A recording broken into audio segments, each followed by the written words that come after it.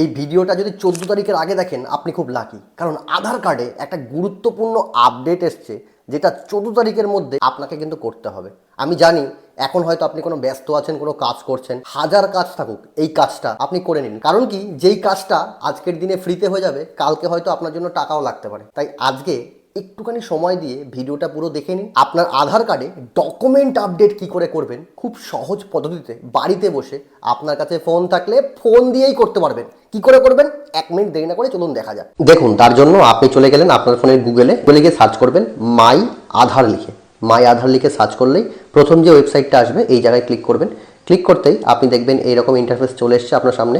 এখানে আসার পরে আপনাকে এখানে নিচের দিকে চলে যেতে হবে। এইখানে একটা অপশন আপনি দেখতে পাবেন, সেটা হচ্ছে ভেরিফাই আধার বলে, ভেরিফাই অ্যান আধার। এই জায়গায় ক্লিক করবেন। ক্লিক করার পরে এইরকম ইন্টারফেস আসবে, এখানে কন্টিনিউ ইন ওয়েব করে দেবেন। এখানে আসার পরে আপনি নিচের দিকে চলে যাবেন। এখানে দেখতে পাবেন ডকুমেন্ট আপডেট বলে একটা অপশন দেখতে পাচ্ছেন, যেটা 14/6/2026 পর্যন্ত ফ্রি। এইখানে ক্লিক করবেন। ক্লিক করার পরে এখানে দেখুন ক্লিক টু সাবমিট আছে, এই জায়গায় ক্লিক করবেন। ক্লিক করে আপনার আধার কার্ড নাম্বারটা বসিয়ে দেবেন। বসিয়ে দেওয়ার পরে যে ক্যাপচাটা আছে এটাও দেখে দেখে বসিয়ে দেবেন। আমি দেখে দেখে ক্যাপচাটা বসিয়ে দিচ্ছি। মোবাইলে লগ ইন ওটিপি করবেন, আপনার নাম্বারে একটা ওটিপি যাবে এবং সেই ওটিপিটা এখানে বসিয়ে দিতে হবে। বসিয়ে দিয়ে লগ ইনে ক্লিক করবেন।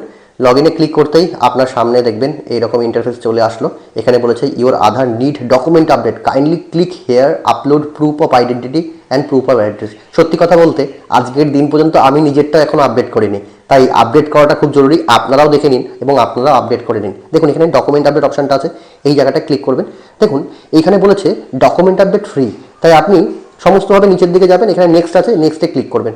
নেক্সটে ক্লিক করলেই আপনি নিচে যাবেন, পরের পেজে চলে আসবেন। আপনার কাছে সমস্ত ডিটেলস চলে আসবে এখানে অটোমেটিক্যালি। এখানে ভেরিফাই করবেন, করার পর নেক্সট করবেন।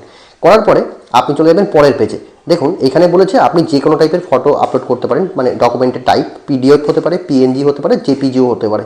দেখুন প্রথমে বলেছে please upload proof of identity. কী করবেন, আপনার একটা পছন্দ মতো ডকুমেন্ট যেটা আপনার কাছে রয়েছে সেটা দিয়ে দেবেন। ড্রাইভিং লাইসেন্স হতে পারে, আপনার পাসপোর্ট হতে পারে, আপনার যে কোনো ডকুমেন্টস হতে পারে যেটা আপনার আইডেন্টিটি প্রুফ করে। অথবা দেখুন এখানে প্রচুর রয়েছে, দেখুন রেশন কার্ড হতে পারে, এসসি এসটি ওবিসি সার্টিফিকেট হতে পারে, যেটা আপনার ঠিক মনে হয় সেইটা কিন্তু আপনি এখানে আপলোড করে দেবেন। দেখুন ড্রাইভিং লাইসেন্স হিসাবে আমি এখানে সাপোর্টিং ডকুমেন্ট ড্রাইভিং লাইসেন্সটা আপলোড করে দিচ্ছি। এখানে কন্টিনিউতে ক্লিক করব। ক্লিক করার পরে আমি আমার ড্রাইভিং লাইসেন্সটা আপলোড করবো। দেখে গেল এইখানে নিচে চলে যাবো। এখানে থেকে আমি একটা নতুন ডকুমেন্ট সেট করে নেবো, সেটা হচ্ছে প্রুফ অফ অ্যাড্রেস হিসাবে কী দেবো। দেখুন প্রুফ অফ অ্যাড্রেস হিসাবে আমি চাইছি ভোটার কার্ড দেবো, তাহলে এখানে ভোটার কার্ড আপনি সেট করে নিতে পারেন। দেওয়ার পরে এখানে নেক্সট এই বক্সটা আছে এটাকে ক্লিক করবো, দিয়ে নেক্সট করবো। একটু ওয়েট করবেন। দেখুন এইরকম চলে আসলো, dear requester this service is free, এত তারিখ পর্যন্ত। এখানে সাবমিটে ক্লিক করবেন। সাবমিটে ক্লিক করবেন, একটু সময় নেবেন। দেখুন সাবমিট কমপ্লিট। আমার কাছে একটা ডাউনলোড অ্যাকনোলেজমেন্ট বলে একটা কথা আসবে, এখান থেকে ডাউনলোড অ্যাকনোলেজমেন্টে ক্লিক করবেন, একটা পিডিএফ ডাউনলোড হয়ে যাবে। এটাকে ওপেন করবেন। দেখুন এটা হচ্ছে অ্যাকনোলেজমেন্ট রিসিভ। পরবর্তীকালে